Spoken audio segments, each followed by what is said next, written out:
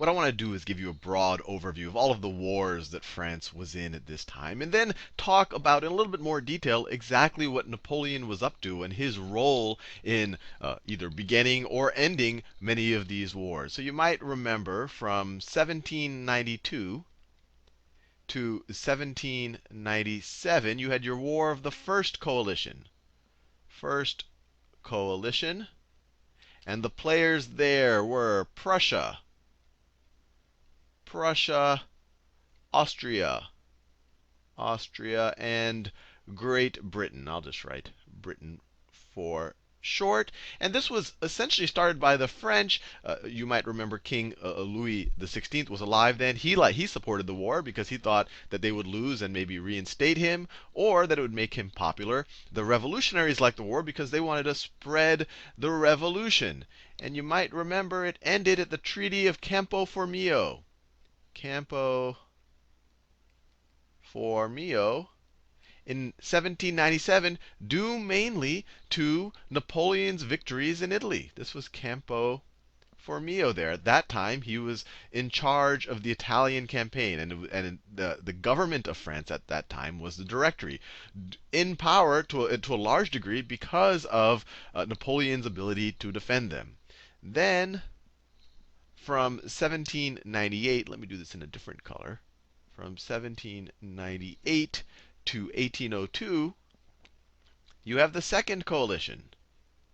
Second Coalition. Now you might immediately see Napoleon took power at the end of 1799. So this war spanned some of the Directory being in control and some of Napoleon as First Consul being in control. And here the players, once again, you have Austria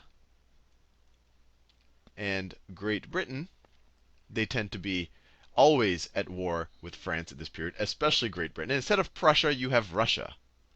You have Russia. And actually, just to help you visualize what the Austrian Empire looked like at this time and the Prussian Empire, this map doesn't do it justice. Let me go down. Let me go down to this map. That's in 1810. Let me go a little bit earlier here. This is in 1805, and I'll draw the boundaries a little bit bolder than they did. So this is France. These are the boundaries of France. Actually, they was able to take some territory in what is now Italy. So that is France right there. I could do the whole boundary if you like, but I think you get the idea. But the one empire that existed then that doesn't exist in its current form was Prussia. Doesn't even exist at all. There is no Prussian Empire or Prussian nation or the country of Prussia anymore. You can see there, it had some overlap with Germany, some overlap with Poland, some other countries, won't go into detail there. And then you have the Austrian Empire. Austrian Empire. Austrian Empire is right over there.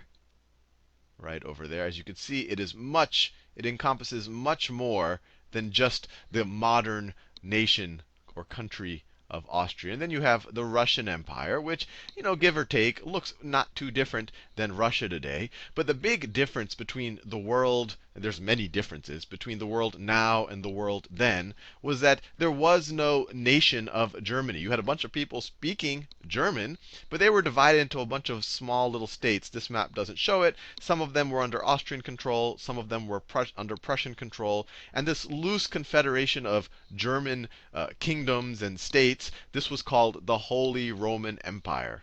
Let me write that down. Holy Roman Empire. And as Voltaire famously said, they were neither holy nor Roman. They didn't speak Latin. They weren't Italian. They were German.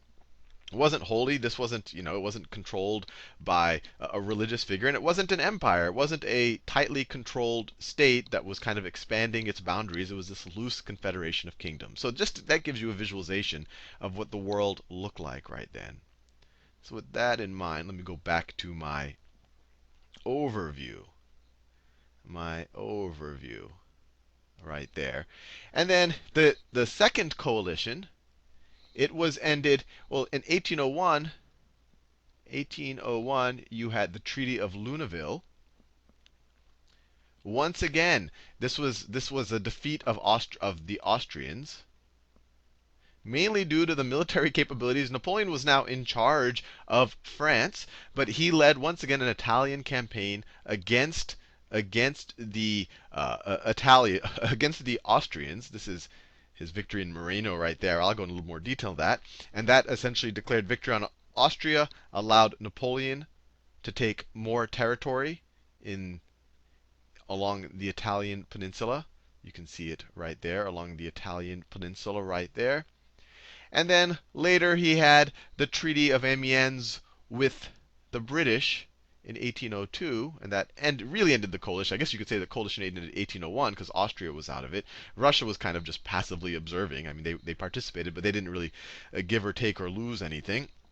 And then I could say at this point, the United Kingdom, essentially it was, I guess the best explanation of why it ended, it was war fatigue. But we'll see that they weren't tired for long. Because then in May of 1803, you have the beginning of your third coalition. And I will go into a little bit more detail about this. But third coalition, Britain declares war on what we could call the French Empire. And this isn't going to end until 1805. So you can see Great Britain's essentially at war, almost, well, really continuously. I mean, there's a few gaps, give or take, but there's always this tension. This is the third coalition. And once again, we have, I could write the United Kingdom if you like, because they actually, now it is the United Kingdom of Great Britain and Ireland. We have the United Kingdom in there. We have Russia in there. And once again, we have Austria. And there were other players. There was Portugal, but these were the prime players. And we'll see in this video that the third coalition, the war of the third coalition, really ended with Napoleon being the dominant power in Europe, and ended with him essentially thinking that he is unstoppable. So I'll do a little bit more detail on that. This resulted in 1805 with the then Emperor Napoleon, and we'll talk about how he became emperor. But in 1805, Napoleon, or maybe I should say 1806, because this ended at the end of 1805, Napoleon views himself as unstoppable, as invincible. He got some good victories that fed his already large ego. So with this as an overview, let's, I guess, review a little bit of the life of Napoleon and the roles that he directly played in pretty much all of these conflicts. So the first time we heard about Napoleon was in 1793. And I'll just draw it right here. You might remember there were all of these royalist insurrections going on against the revolutionary government. And they had this bright artillery captain in Toulon who put down an uprising there in 1793. He got some, I guess you could say, France-wide or nationwide fame from doing that. Then in 1795, you might remember the Directory was trying to get formed in Paris. So this is 1793. Then in 1795, let me do a better color than that. That's hard to read. In 1795, he defended the Tuileries by essentially sending out that grape shot and mowing down people to keep the royalists from taking out the revolutionary government. So once again, hugely popular. So that was in 17. So all of that was occurring during the War of the First Coalition. And then Napoleon was made the general in charge of the Italian campaign. And in 1797, he was essentially able to end the War of the First Coalition in a victorious way for France by defeating Austrian Italy. And that ended the First Coalition with the Campo Formio. This was Napoleon. That was Napoleon right there.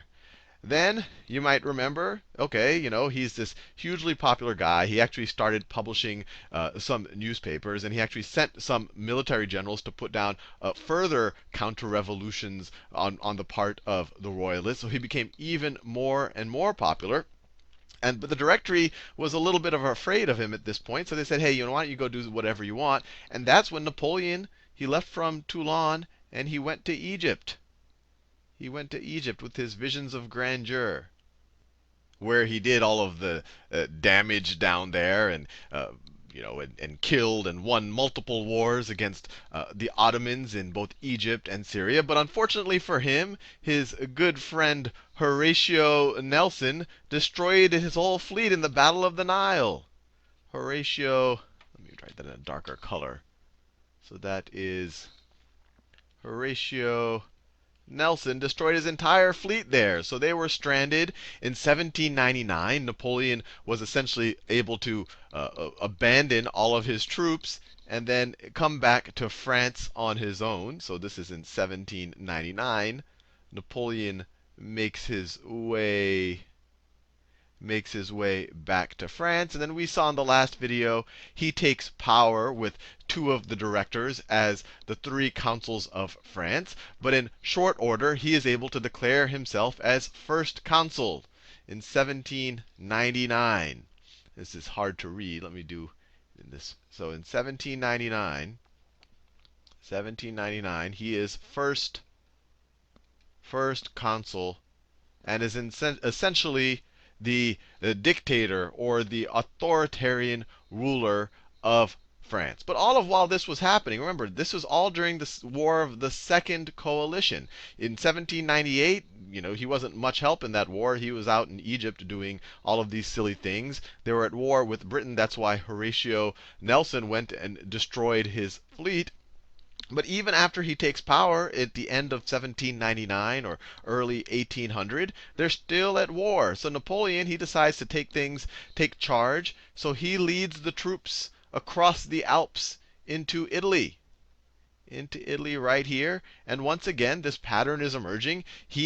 And this one actually wasn't very clear in the beginning that it was going to go his way. The Italian campaign, it started very badly.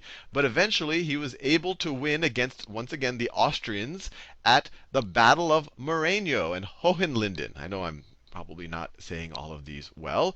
But once again, through Napoleon directly leading the troops, he was able to end the War of the Second Coalition. And then the United Kingdom, or Great Britain, however you want to call it, Great Britain tends to,